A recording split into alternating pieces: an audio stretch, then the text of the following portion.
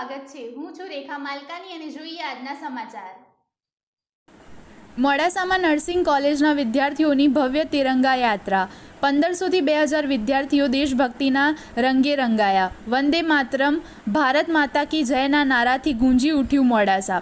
અરવલ્લી જિલ્લાના મુખ્ય મથક મોડાસા શહેરના 15 ઓગસ્ટના સ્વાતંત્ર્ય પર્વની ઉજવણીના ભાગરૂપે ભવ્ય તિરંગા યાત્રાનું આયોજન કરવામાં આવ્યું હતું। સાંઈબાબા મંદિરથી શરૂ થયેલી આ યાત્રા માલપુર રોડ પરથી પસાર થઈ ટાઉન હોલ ખાતે પૂર્ણ થઈ।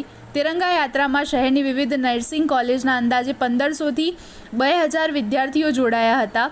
વિદ્યાર્થીઓ સાથે નર્સિંગ કોલેજના સ્ટાફ સભ્યો તથા ટ્રસ્ટીગણ પણ રાષ્ટ્રધ્વજ સાથે યાત્રામાં જોડાયા હતા। સમગ્ર યાત્રા દરમિયાન વિદ્યાર્થીઓમાં ભારે ઉત્સાહ અને દેશભક્તિનો માહોલ જોવા મળ્યો હતો।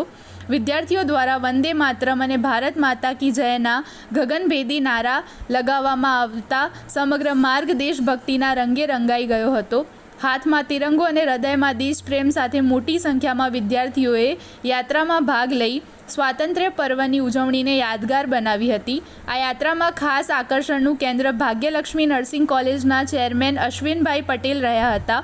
પગમાં તકલીફ હોવા છતાં ગોળીના સહારે તેઓ યાત્રામાં આગળ ચાલતા જોવા મળ્યા હતા। શારીરિક મુશ્કેલીને અવગણીને દેશભક્તિની ભાવનાથી તિરંગા યાત્રામાં જોડાવાનો તેમનો જુસ્સો ઉપસ્થિત લોકોમાં ચર્ચાનો વિષય બન્યો હતો। મોડાસાની ધરતી પર યોજાયેલી આ ભવ્ય તિરંગા યાત્રાએ માત્ર સ્વાતંત્ર્ય પર્વની ઉજવણી જ નહીં પરંતુ યુવા પેઢીમાં રાષ્ટ્રપ્રેમ અને દેશભક્તિની ભાવનાને પણ ઉજાગર કરી હતી।